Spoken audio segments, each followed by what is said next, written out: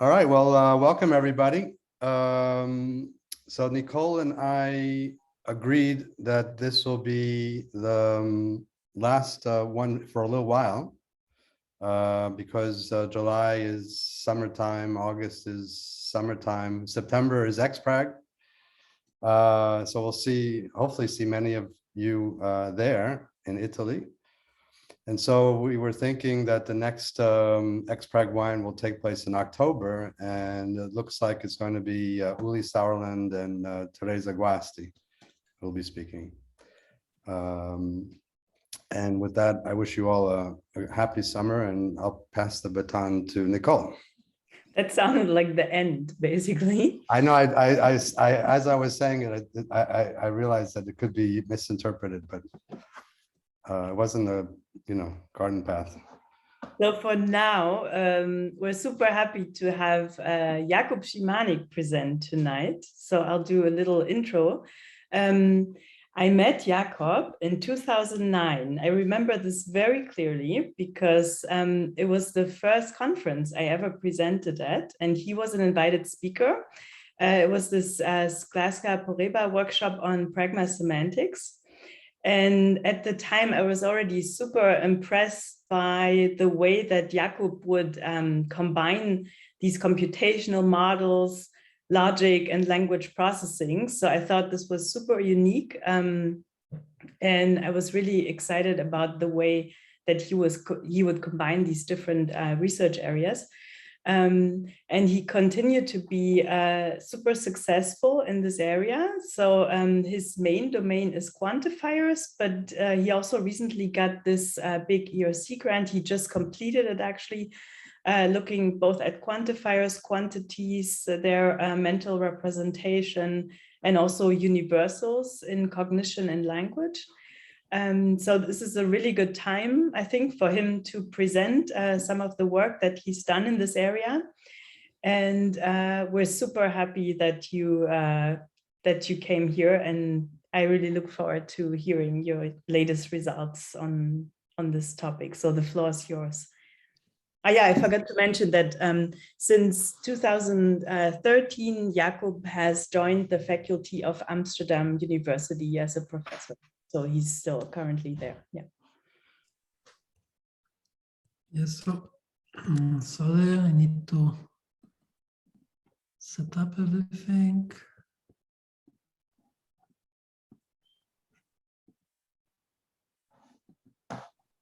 Yes. So first of all, thanks a lot for inviting me. Especially that I haven't been so much working in pragmatics. And like the big chunk of my ERC grant was actually devoted to, as you said, language universals. But tonight I would like to actually share with you some new data and some new ideas we have also developed in this project in the last couple of years. And for this evening, I specifically want to focus on this difference between the two quantifiers, most and more than half.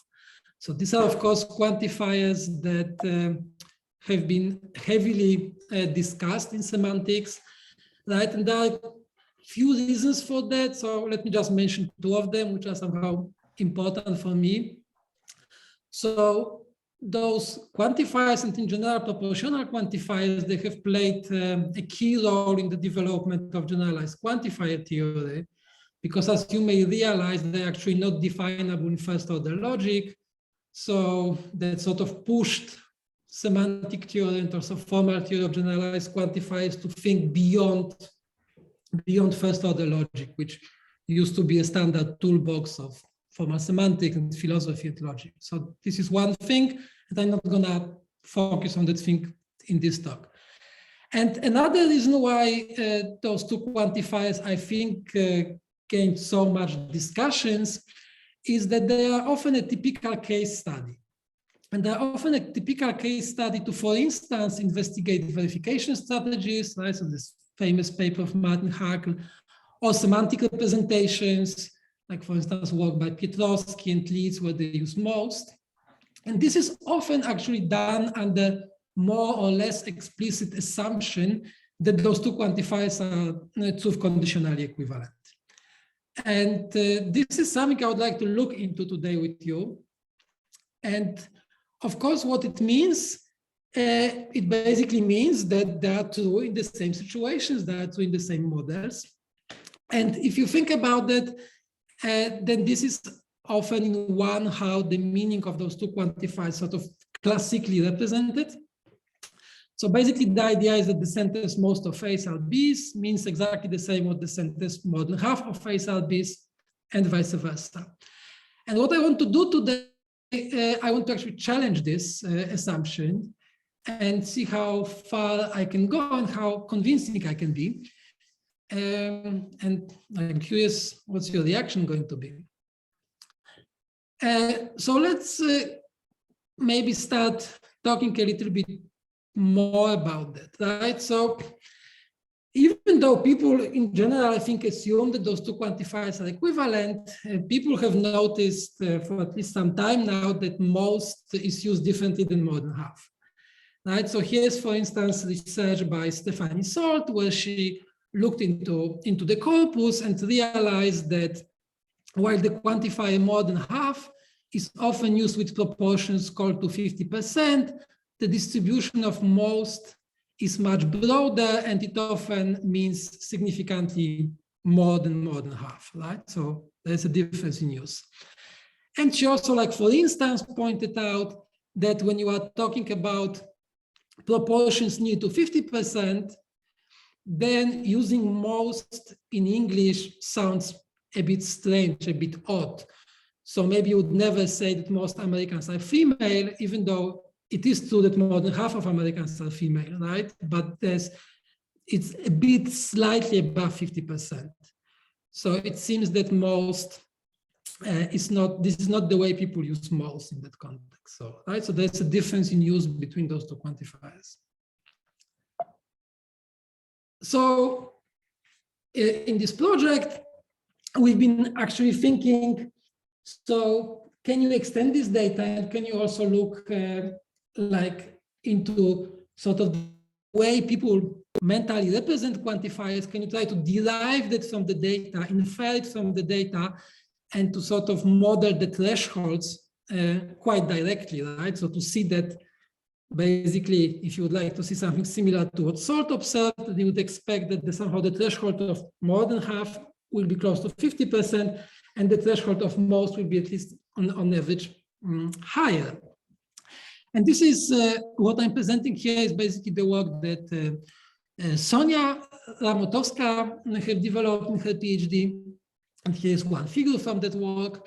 And I think basically the idea is pretty, I'm not going to go into details, but the basic idea is, I think, pretty simple, is that you can try to think about quantifiers as a logistic curve, right? So you have like proportions on the x-axis, and then you can find a logistic curve such that basically on the one hand, up to certain threshold, people say no, right? Quantifier most or more than half is false.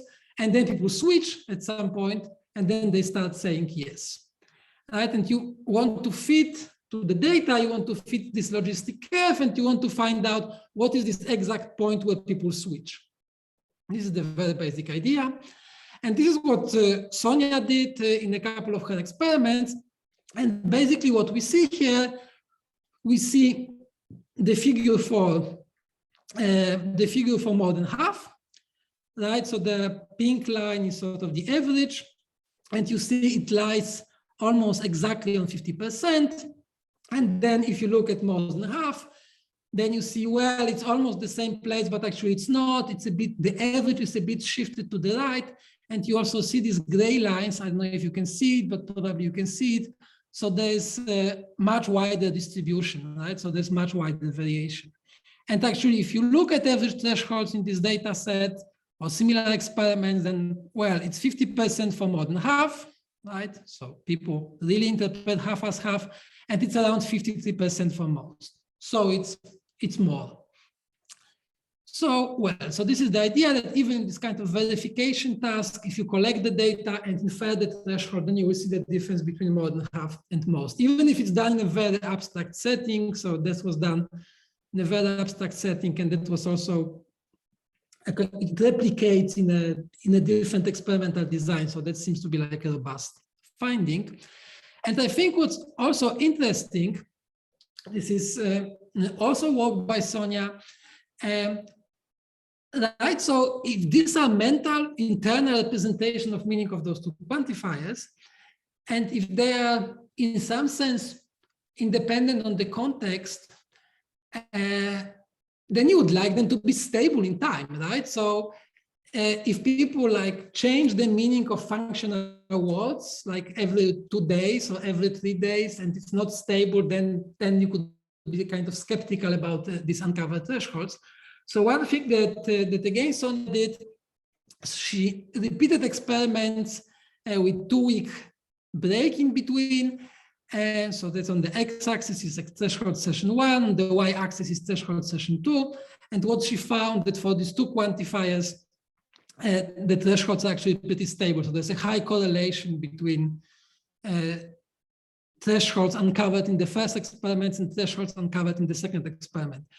So this is by no means true for all semantic categories, right? So for instance, there are experiments showing that sort of the borders of categories may change in time for some categories, right? So, but they turned out in this experiment to be fixed. So, okay, so this like adds another bit of evidence, right? So we saw that people use those two quantifiers differently. We saw that people probably represent those two quantifiers differently. So then sort of another aspect of quantification somehow related to use is producing the quantifiers, right? So what we've done, actually we've collected this data also with Sonia and some students. So this was students' work. There's this paper by Petzeler and colleagues where they basically produced arrays of objects of 2 types, and then they give people quantifiers to use to describe the situation. And I think we basically replicated that, but because we are interested in most and more than half, we made sure that most and more than half were among those two quantifiers. So this is not something that Sandro Petzeler and colleagues did. And basically, if you look, so here it's like a proportion. So when people use quantifiers, and we are sort of interested in more than half and most, then you see that the pattern that we observed is again similar to the pattern that Stefanie Solt observed, right? So 50% is somewhere here. So more than half seems to fall close to 50%, although not exactly on 50%. But what's sort of important is that most is sort of shifted to the right. Right, so it has people use it, apply it to describe situations with higher proportion. So this is just yet another piece of data. So, okay, so then also if we keep looking a bit more into more than half and most, and if you kind of go back to this first picture with thresholds, then you saw that there was more variability for most, right? So also the feeling is that most is just a vague quantifier and more than half is not a vague quantifier. And this indeed, we got some data in 2 independent experiments where this is confirmed in 2 different ways. And I also think it's important to mention, you will see why. So again, in this paper with Sonia, sorry, something happened. Okay, in the paper with Sonia, you see the figure at the top.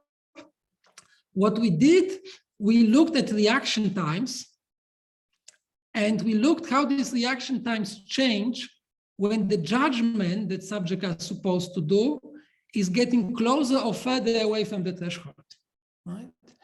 So more than half is basically unaffected. So it really doesn't matter what the proportion was given, like the reaction time is almost flat.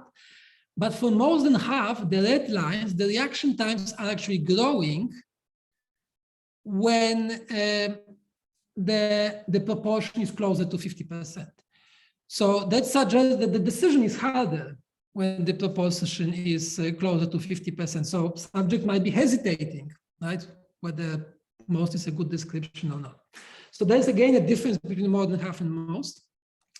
And we also did something similar with Milica Denic, where now what we did, hey Zosia, we find an internal threshold for every participant, right? So something very similar using this logistic curve. So this is what way the logistic curve bends. And then we looked at the proportion, how far it is from this internal threshold of a participant. And then we checked whether it has an effect on the probability of being correct, whether it has an effect of people making mistakes or not, like mistakes, errors according to their own internal threshold. So what you basically see in this graph is that for more than half, the red line, it doesn't make much of a difference. I mean, if you are close to the threshold, you are on the threshold, or whether you are a bit further away from the threshold, well, it makes like a minimal difference. But again, the situation is quite different for most, right? So the further away you get from your internal threshold, the more certain our subjects were, or less mistakes or less errors our subjects made about this judgment. Again, errors with respect to their own internal threshold. All right, so if you collect all that evidence, you may ask yourself, or at least I'm asking myself, why aren't we not giving up the truth conditional equivalence of most and more than half, right? So, I mean, there's quite some evidence that people behave differently. There's some evidence that people might be not only using those quantifiers differently, but also representing them differently, mentally differently. And a standard answer is that those differences can be actually explained by pragmatic factors. So why would we complicate our semantics if we can explain this difference by pragmatics, difference in use, and maybe even difference in representations? And these proposals are very rarely completely developed, right? So it's mentioned in a few papers on passing. In passing, they are developed I mean, there are many ways in which pragmatics could explain this phenomena, and there are many suggestions in the literature, but not necessarily all of them are developed into formal models, or what's not. But I mean, one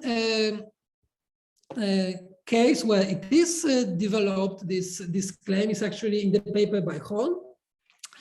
And then Horn's take on this difference is following, right? So he points out that more than half is a marked quantifier. So why would you ever use more than half, which is like a complex expression, if you can use most or not all or something similar? So more than half is marked. And he also assumes that near majorities, so situation like 51% or 49%, they're also marked in some way, right? And then he goes further and says, look, unmarked forms, as most, actually specialize for unmarked situations via R implicator, right? Which is kind of strengthening to the stereotypical case. So he would say that this explains the difference, right? So most get strengthened via this R implicator to talk about unmarked situations, and more than half is specified for marked situations, which are these majorities that are very close to 50%. So this is one possible pragmatic explanation that, as far as I know, is sort of developed in the literature. So then there's another way to think about that. I think pretty common, intuitive way to thinking about that, that basically what's going on here is a scalar implicator, some sort of higher order SI, right? So the way you can intuitively talk about that is the following, right? So if you take a sentence like more than half A's are B, and if you assume, which seems to be intuitive, that more than 50% is actually competing with expressions as, for instance, less than 75% or less than 60%. I mean, the granularity consideration comes into play, but it is competing with some sort of similar similar expressions dividing the scale of proportions, then if this is the case, then more than half gets strengthened to more than 50% and less than 75% of ASLB, right? By sort of standard pragmatic reasoning.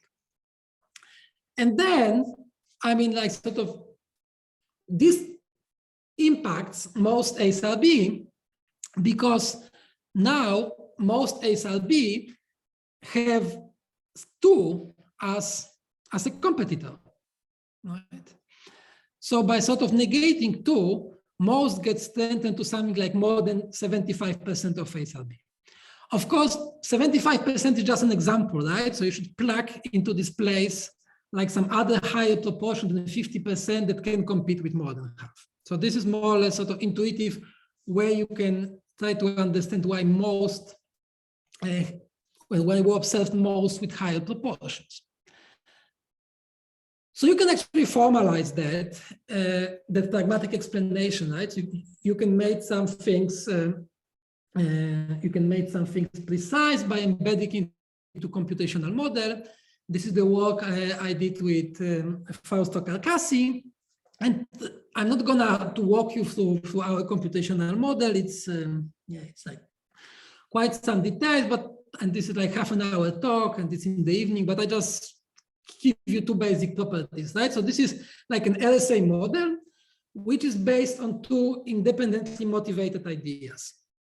And the one idea is a distance minimization idea, which is basically that communicative success is an inverse function of the similarity between the true world state and the listener's guess, right? So the idea here is that it doesn't only matter whether my description of the situation really falls into the true state or not. It matters how far off I am from the true state, right? So if I want to communicate to you that this bottle is blue, I want you to look at this bottle, and I say blue bottle, but for whatever reason I cannot say blue, then it's gonna be better if I say look at the purple bottle, then look at the red bottle or something, assuming that purple is somehow closer, more similar to blue than red, right? So this is sort of one idea, independently proposed by people. It also applied already in the context of LSA.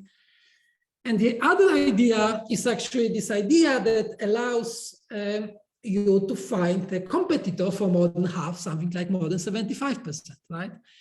So this is what we evoked is the structural account of conceptual alternatives. Right, so here the idea is that, I mean, the key point is that this is not only a structural account of alternatives, like the one going back to Katzi, but it's actually like a conceptual one. So it really happens on the level of concepts. And then basically we needed to say that more than half has, for example, more than 3/4 as an alternative, right? Because these notions are conceptually similar, and one can be an alternative for the other. So if you put these 2 things together and you throw it to rather standard LSA-based model, then this is what the model basically outputs, right? So if there are like 20 objects, then the model will basically use most and more than half, more or less as we see in the data, right? As we also see in this data how people used this. So more than half will be closer to 50%, still not exactly falling on the 50%. Most will be shifted to the right. So you can really like formalize this idea of sort of pragmatic strengthening in a computational based model, and yeah, and that seems to work, at least for this situation. So okay, so far so good, right? So you could say, well, so pragmatic explanations do work, right? So in your own research, you sort of try to develop or formalize a pragmatic explanation, and you basically get this shift of most to the right. But here goes a problem for pragmatic strengthening hypothesis. So this is a joint work with Milica Denic, who actually had this idea. So what happens if we embed most and more than half under downward entailing environment, right? So what would pragmatic theories predict about that? What would semantic theories predict about that? And what would the results be? Right, so let me sort of walk you through this. So actually, keeping the story short, like Horn's account and pragmatic strengthening would predict two different things. So under Horn's account, most should have lower observed thresholds in negative environment than 50%. And under scalar implicator, you would expect that this will be exactly at 50%. So here's why, right? So in Horn's approach, as I already explained it, right, more than half is used for marked situation, close majorities are marked, most is used for unmarked situation. So if you have a marked situation, then you shouldn't use most also in the negative environment, right? Because why would you? Like for marked situation, for close proportion close to 50, more than half is used. So then it actually means that if you look how people would use most in a negative environment, they wouldn't use, like if it's like 49%, people wouldn't use not most, they would use not more than half. It would be 48%, would be not more than half. So most would be used if it's like maybe like, I don't know, like 40%, right? So if you sort of collect this threshold, collect judgments like this, then you will see that thresholds for most on average in negative sentences will be lower than 50. Because I mean, like just, you know, you want to only use it when you are far from 50 and far to the left, right? Below 50, because we are talking about negative environment. So this is one prediction. So how about scalar implicator and how about pragmatic strengthening? Well, so this is actually like, I think quite well established. You tell me if I'm wrong, that scalar implicator is basically not derived in downward entitling environments. And the reason is that it would result in meaning weakening and not meaning strengthening. So here's a classic example, right? If I tell you John ate a cookie or an apple, then the alternative to one, stronger alternative is John ate a cookie and an apple. So one gets strengthened to 3, right? John ate a cookie or an apple, but he didn't eat both. So then what would happen if you take a negation of one, something like John didn't eat a cookie or an apple, and if you applied this SI logic, then you would get something like John didn't eat a cookie or an apple, but not both, which is like basically equivalent to John ate neither a cookie nor an apple, or John ate both a cookie and an apple. But this is not how for is understood in English, right? For is understood in English as John ate neither a cookie nor an apple. So SI doesn't work here, and the reason is that actually 5 is weaker than 4, right?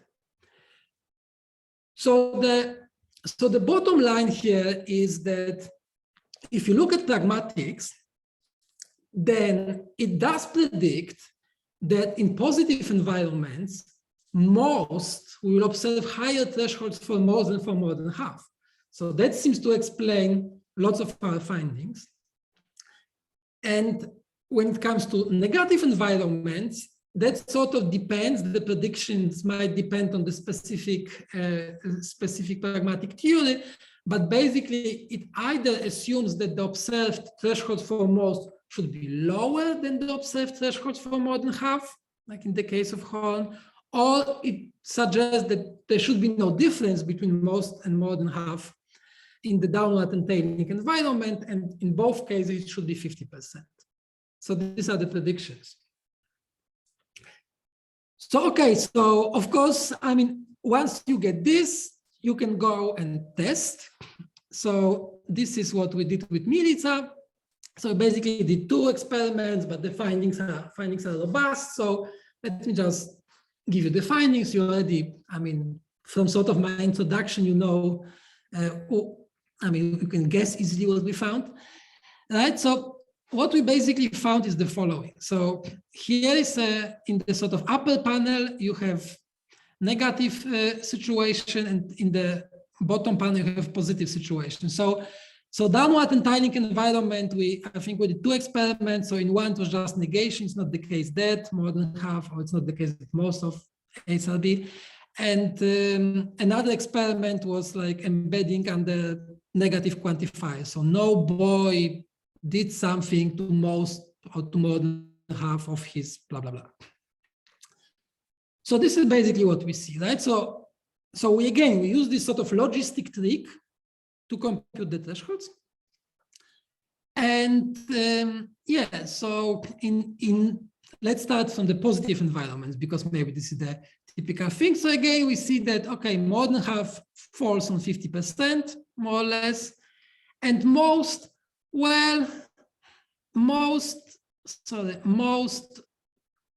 has a broader distribution, which goes much higher than 50%. So on average, like most in a positive environment, we have a higher threshold. So this is exactly what's been observed in the literature. But what's happening in the negative environment? So actually in the negative environment, we observe exactly the same thing, right? So more than half is still on 50%, more or less. And most is actually again more than 50%, right? So most also seems to that most also gets strengthened in the negative environment, right? So the situation in positive and negative environment is exactly the same. So in positive, most has a higher threshold than more than half, and it's the same about the negative environment. So this speaks against pragmatic explanation, right? Because pragmatic explanation predicted that either there will be no difference between most and more than half in negative environment, or actually that the threshold of most will fall below 50%. So, okay, so this speaks against this pragmatic explanation. That's why I said I'm gonna challenge pragmatic explanation in my talk. And that would favor, then, I think it seems like it would favor some sort of semantic difference between most and more than half, right? So really saying that those two are not perhaps truth conditionally equivalent. They have a different meaning potentially. So there's a proposal in the literature that I think the way I interpret this proposal, it's a semantic proposal, if I understand it correctly. And this is actually like pretty famous proposal by Stephanie Salt. And basically the idea is quite elegant and quite simple, I think. So in my language, or sort of language coming from logic, what Stephanie observes or suggests is that those are measure quantifiers. So those two quantifiers comes with a measure function, like measure function me. And basically what they do, they measure the size of two sets and they compare it. And now the difference is that in those two cases, this measure is based on different scale, right? So the idea is that most defaults to a semi-ordered scale,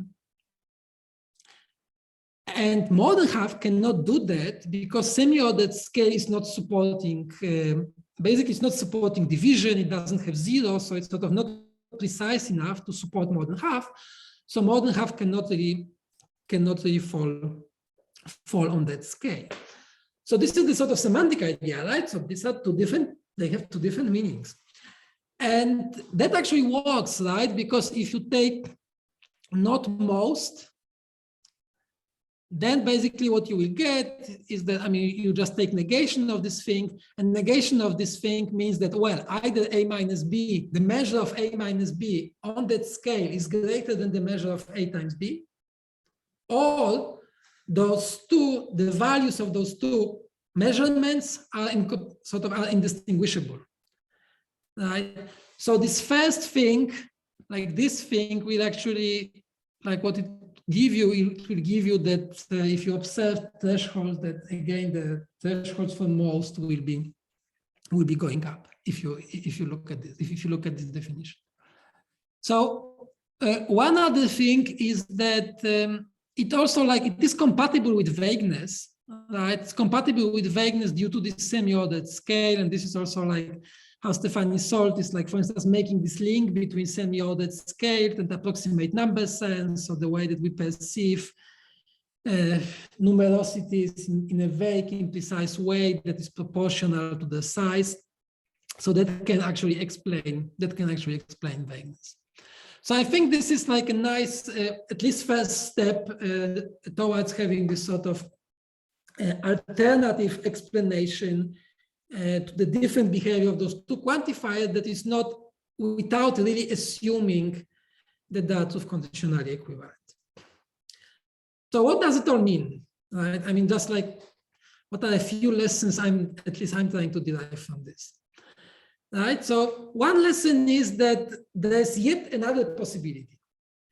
And this possibility is that there's no one most, there are many mosts. Right? There might be most one, which is non-vague and has more than half meaning. And it might be most two, which is vague and have more than more than 50% meaning or significantly more than 50% meaning, and then maybe even more mosts. And now the question is, is that every speaker has access to two or many mosts, or is it that different speakers have different understanding of mosts? So you can ask all those questions. These are actually the questions we started asking again with Sonia and also other co-authors. And we did some preliminary research on that. And it seems that if you actually, again, so we developed this model based on sort of logistic curve, but now we also add a parameter which sort of captures vagueness.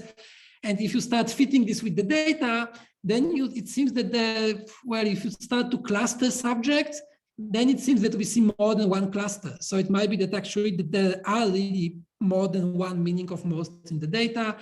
We saw very similar things by reanalyzing the data with Milica Denic. And also, I mean, it really goes back to this paper I wrote with Natalia, Talmina, and Arnold Kohari, where we also saw that there are potential differences. So this is really I just mentioned it because it's an outlook. So this is something we started looking into. And actually, if you know someone that could be interested in developing methods to tackle this problem, then we are looking for a postdoctoral researcher to actually study this and sort of develop this and look into it. So if you know someone who might be interested. Right, so if you push this project and if indeed there are ambiguities, then you would like to somehow understand how to explain correlation between vagueness and thresholds, if there's any significant correlation, right? So I mean, at that point, it's hard to say, but that's an example of one question that could be sort of interesting from this cognitive semantic perspective. Another take is that maybe there is a pragmatic theory that can explain that, right? So for instance, we didn't run our RSA model with added negation. So we've never had time to do that, but also it's not that trivial to do that because you need to make many modeling choices and you need to justify each modeling choices. So I don't know what our model would do. So I actually don't know what our model would produce in the sort of negative environment. So this is some sort of a loose end that should be probably researched. So again, it's not necessarily that me and Fausto need to do it. Maybe someone would like to take that model. Everything is online, can give it to you. If you have an idea how to add negation or how to add a downward and tiling environment, then it would be sort of maybe interesting to look into it. And then maybe this is something I started with, right? So I told you that this idea that most and more than half are truth conditionally equivalent is often used in research where we, and I'm saying we because I've also done it, where we try to infer semantic representations or verification strategies of those quantifiers. And we do it often somehow by assuming that most and more than half are semantically equivalent. So let me just give you a very quick example. Yeah, it should be it's the last slide. We're running out of time, actually. Could you try to wrap up quickly? because otherwise. Yeah, so this is the last slide. For questions. Okay. Right. So, I mean, we need to be really careful. So there's very quickly an example from like Paul Pietrowski's work and colleagues, right? So they wanted to consider compare two different potential verification strategy for most. And the idea was that one is based on cardinality and the other is based on one-to-one mapping. So basically pairing elements. Like for instance, in this graph, if you could deduce this, that most of the dots are yellow, because there are yellow dots that are not matched with blue dots, and blue dots are always matched with yellow dots. So this strategy might not be available or may not be a good strategy if most doesn't mean more than half, right? So you need to be very careful designing these experiments and interpreting those type of data, because if those two quantifiers are not equivalent, then that changes the situation. So this is just the final slide. Right, so lots of this work was done with Milica and Sonia and Fausto, and also some other colleagues that was involved in many sub-projects, and it was founded by European Research Council. Thanks. Let's thank Jakub for the thought-provoking talk. And we already have some questions in the chat. So just put a note if you'd like to ask a question. Also, the junior questions will be prioritized. We can start now with Mira's question. Thank you very, very much. I like the direction you're going, because I've been trying for more than 20 years to say that they're most and more than half are not semantically equivalent. Okay, now you concentrated on the lower threshold, on the 50%, which I thought indeed could be explained pragmatically. Maybe I'm wrong, but there's the other end, okay, the 100%, where I try to almost physically molest my poor subjects to accept 100%. And I was quite successful with more than half. So 35% of about 35% of my subjects said, yes, maybe the speaker meant 100% when they said more than half. But it was a total failure with most. In other words, they're very, very different with respect to the upper bound. Okay, so that's another reason, I think, to say. Yeah, that's true. So that's completely true. And I can't. Oh, okay. Yeah, I didn't really talk about that.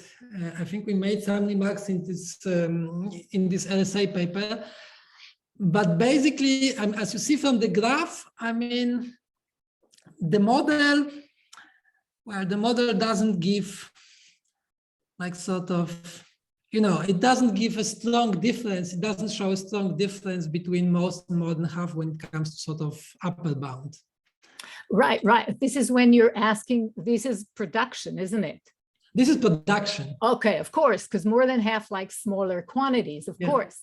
But when you force them, when you say, okay, is it possible or not? There's a big difference, okay? And they are willing to confirm, like a third, more than a third are willing to confirm that more than half can refer to 100%, whereas most just forget it.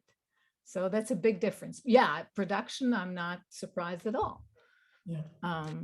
Yes, I mean, I don't have a good explanation to this, right? So I just want to maybe say that, of course, what might be going on, there might be semantic difference between the two quantifiers, plus there might be lots of pragmatics going on. So it may be the case, I'm not saying this is the case, but maybe the case that, part of the difference might be, for instance, lower bounds might be explained by different semantic properties. And for instance, upper bounds maybe can be explained by some pragmatic mechanism.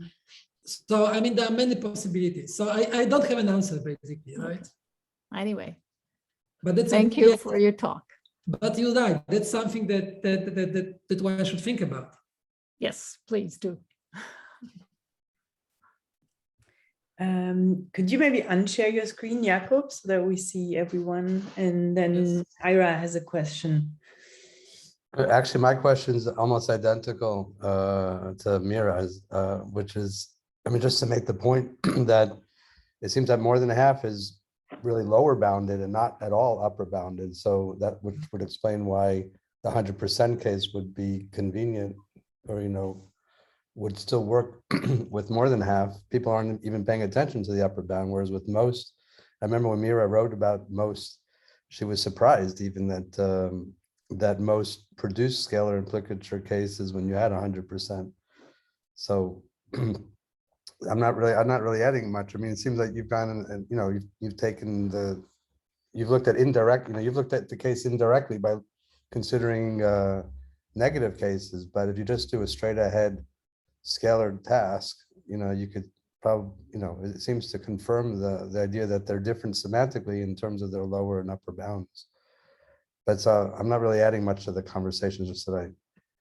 So now I'm thinking, I have problems with like thinking about it on the spot, like whether, for instance, Stefani's salt account in this semantic interpretation would predict that or would be consistent with that or not. So I don't see how it would explain that right now, but. I mean, intuitively, people put like most and all on a Horn scale, but would you really assume that more than half has all as a competitor? So that could be the other difference, right? Yeah, so that's what I wanted to say, that this difference, maybe this difference can be explained pragmatically. Hmm. Right. More questions. Maybe briefly methodologically, how did you measure the thresholds? Yeah, okay, so this is what I sort of mentioned. So we have this model. I mean, we actually have a couple of models, but the important component is that we think that it's something like a fuzzy logic. As we have this sort of we fit logistic curve into the data. This is sort of the answer, right? And then this is how we find the threshold.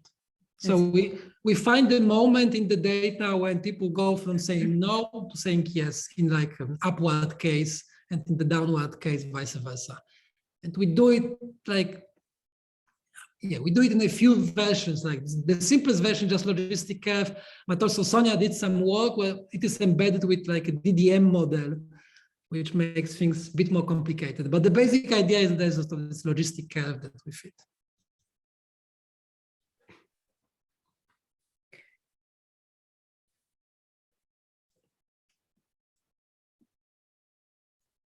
I saw a flash of a hand and then it went away, I think. Greta.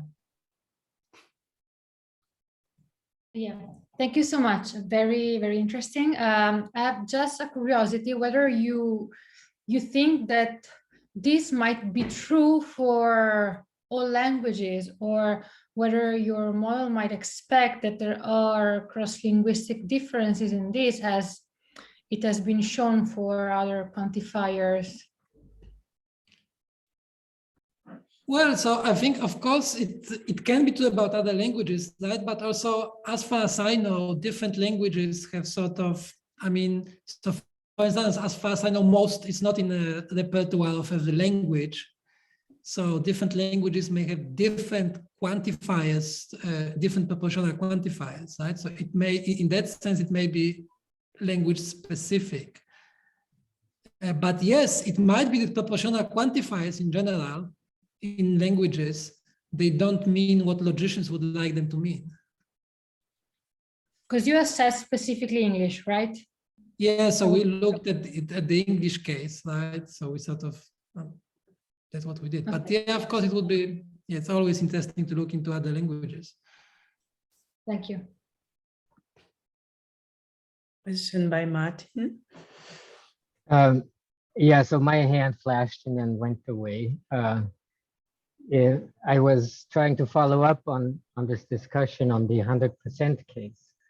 And the flashing away comes from a hesitation to tout the paper that I wrote, because that's the paper that has an answer to this question. So you just look it up. There, it's a product of the presupposition of the superlative morpheme. And because it's a presupposition, it should have a different status from the implicature inference that you might get of not 100, but could violate. Thanks.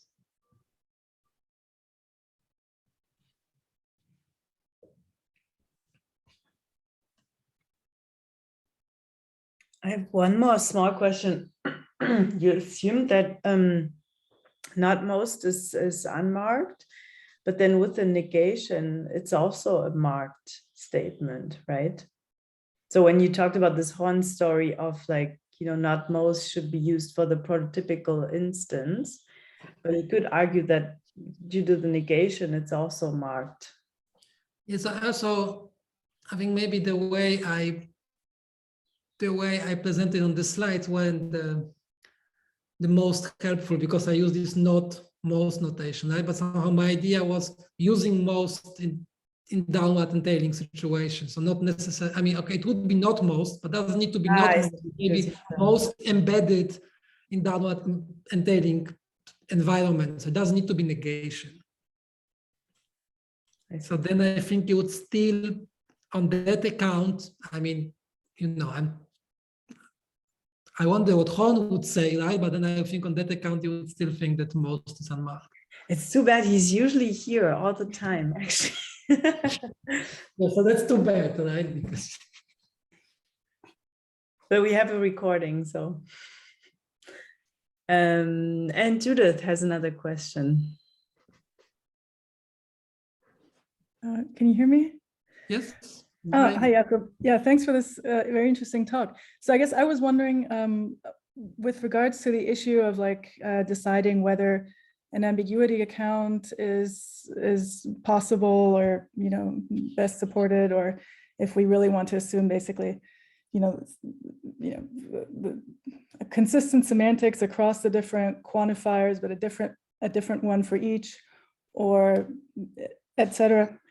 Whether you could just like implement in an RSA model, essentially these different things as hypotheses using the lexical uncertainty mechanism. So you could in principle allow for most and more than half to have the same semantics, but allow the thresholds in principle to vary, or you assume that like there is lexical uncertainty in the literal listener about the correct denotation for most versus more than half.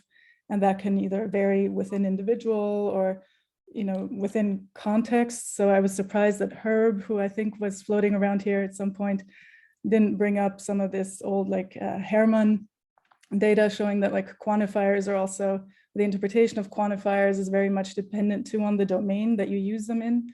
So, the average number of grains of rice when you talk about some rice is different from the average number of cars when you talk about some cars. So these like domain effects or item effects might also show up for most and more than half. I actually don't know the data on this. Presumably someone here does. And that could all help to inform, with the right kind of data set and the right kind of model comparison, theoretical space, right? Yeah, I think it's a very good suggestion. So that would be basically like, you could really like start developing that model. And I think that's, I mean, like partially what we want to do in this new project, right? I mean, we're starting a new project, a collaboration with psychologists and semanticists, and also people looking specifically into individual differences, because we also want to understand what could cause those individual differences if they are there. So I think we want to do something along those lines, right? We want to build a model which will have many factors that we can basically, predict something, estimate from the data, and like try to work it out. I mean, right now it's all very vague, but just look into it some systematic way. Cool, thanks. Just need the postdoc. I mean, we already have one. We need another one for this project. So there's already a company, right? So. Okay, so does anyone have another question? We still have like 5 minutes.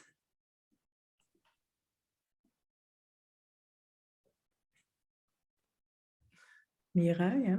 Okay, so if you think about the etymology of these expressions, so most expressions come from the lion's share, big, so it figures that they would have this, excuse me, what I called noteworthy interpretation. In fact, I have examples where when it's important, you may call some percentage most, sometimes when it's less than 50% even, because if there's election in Israel, we have 1 million parties more or less.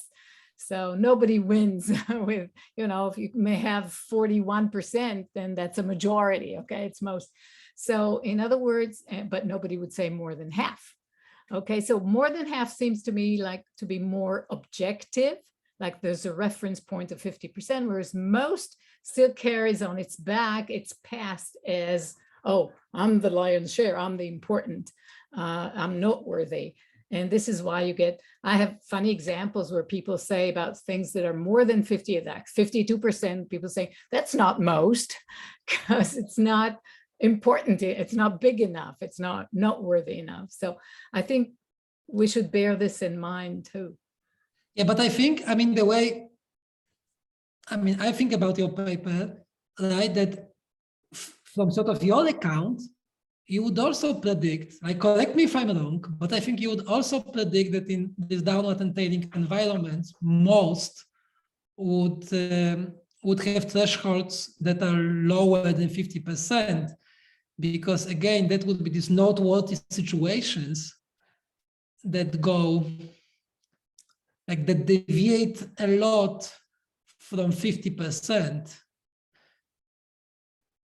So that, I don't know what I would predict, frankly. Yeah, exactly. So that's my question to you, right? I also wasn't sure.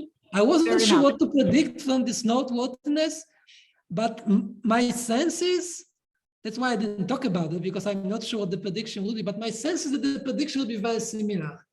Okay, I don't know. I'll have to think about it, frankly. But yeah, yeah, sure. I would love to hear back from you. All right, I will think about it.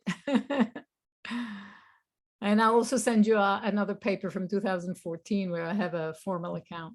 Okay. Oh, thanks. So that one we missed. Okay. Thanks. So if there are no more questions, let's thank Jakub again, and thank you everyone for the interesting discussion. So we hope to see you all in person. Yes, it's going to be a blast. So you have to come in person to Italy. If you cannot come, then we'll see you again on Zoom in October. So have a nice summer break and see you very soon. Bye everyone. Thank you. Thanks. Hi. Bye-bye. Thank you, Jakub. Thanks for the invitation again. Will you be at NASLI, Jakub?